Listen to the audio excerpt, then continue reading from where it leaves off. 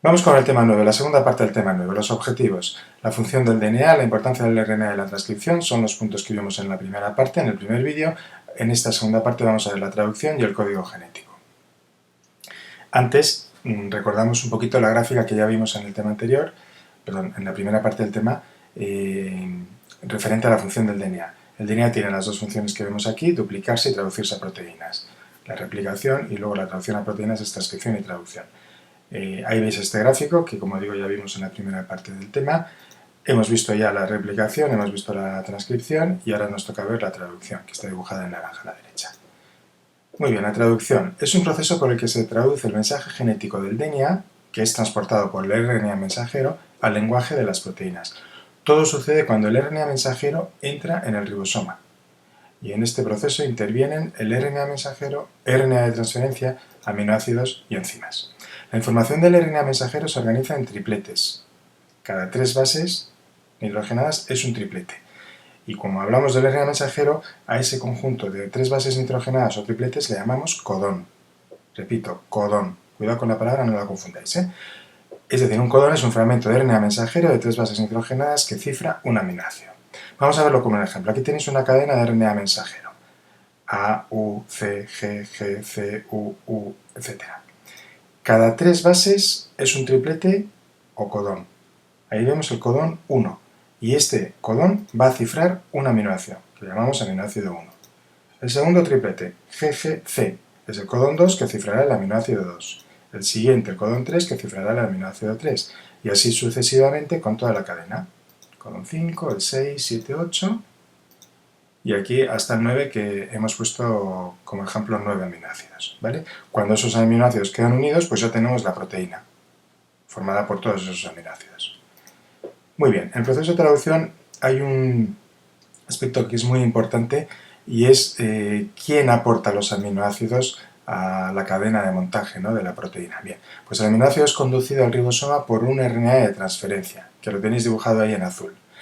Ese RNA de transferencia tiene 3 bases nitrogenadas complementarias al codón, que recibe el nombre de anticodón, y lo veis en la parte inferior del dibujo, ¿sí? En la parte superior es el punto de anclaje del aminoácido, que en este caso pues, hemos puesto el aminoácido 1 como ejemplo. Muy bien. Vamos a ver el proceso ya un poco más detallado de la traducción. Ahí vemos un ribosoma con las dos subunidades.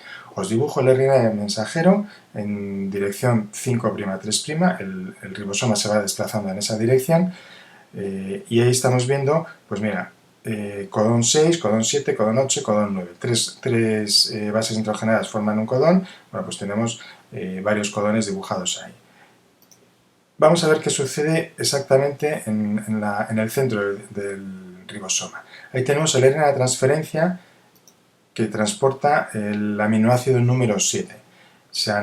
Ha entrado porque es complementario el anticodón al codón, ahí tenéis el anticodón 7, complementario al codón 7, y el RNA de transferencia transporta el aminoácido 7. ¿Veis que está unido también aquí una cadena de los aminoácidos 6, 5, 4, 3, 2, 1?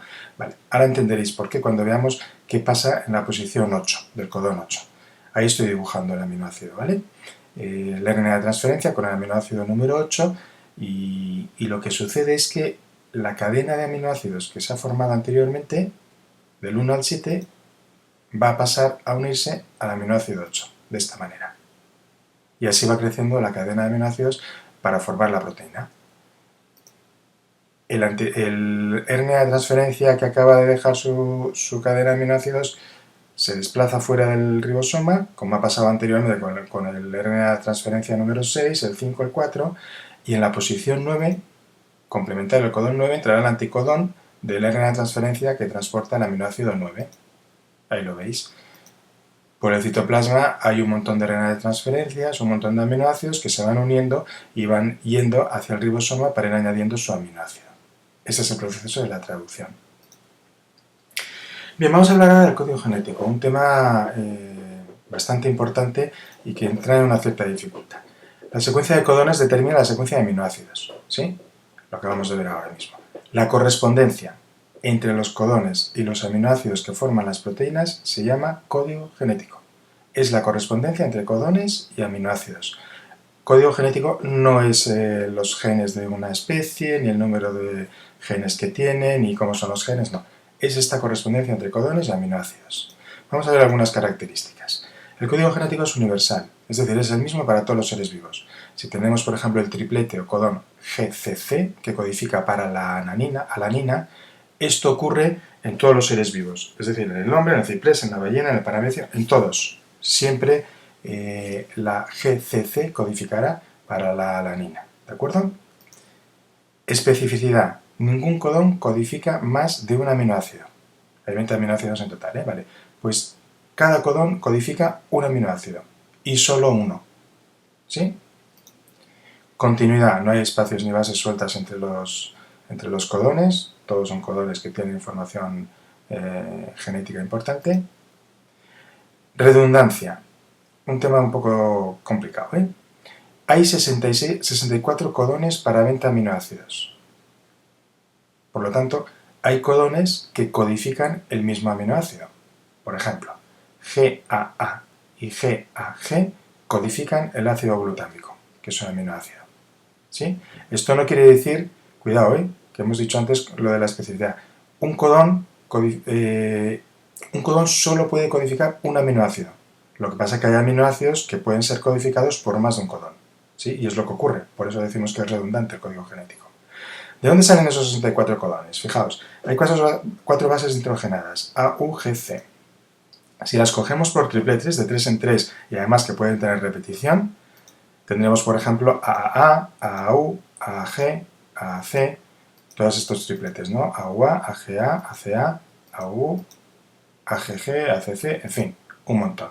En total, si hicierais todas las combinaciones posibles, tendríais 64 combinaciones, es decir, 64 codones. Muy bien. De los 64 codones, 3 se llaman, o son los llamados stop o de parada. UGA, UAA y UAG.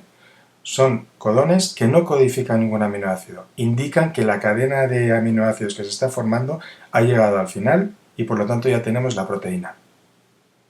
Se llaman stop porque paran la traducción. Son el punto de stop de la traducción. Y luego tenemos un codón especial que es el AUG, que codifica para el aminoácido metionina y también es el de inicio, es decir, todas las cadenas de aminoácidos, todas las proteínas comienzan a formarse por este primer codón que es el AUG.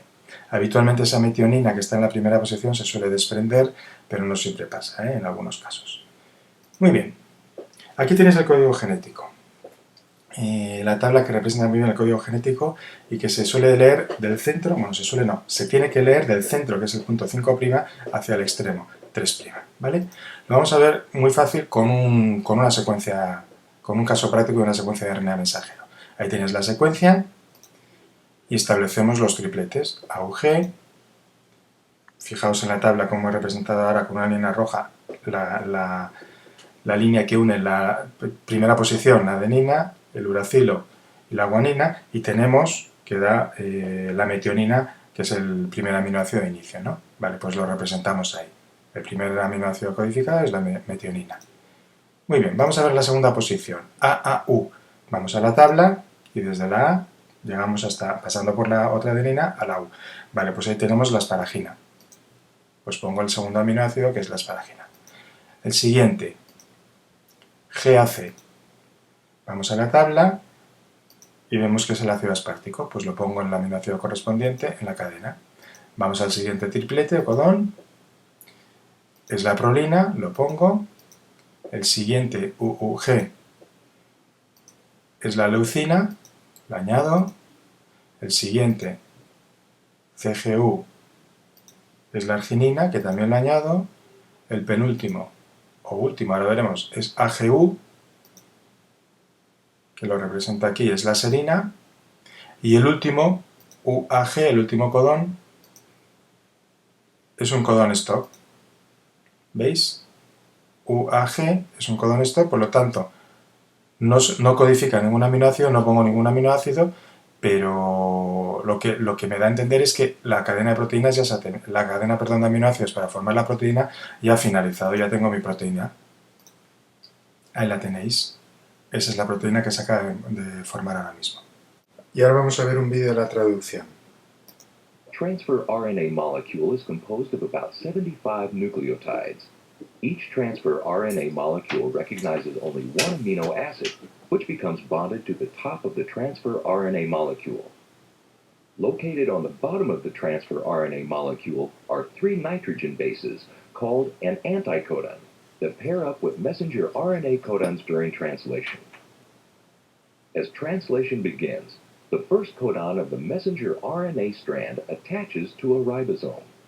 Then, transfer RNA molecules, each carrying a specific amino acid, approach the ribosome.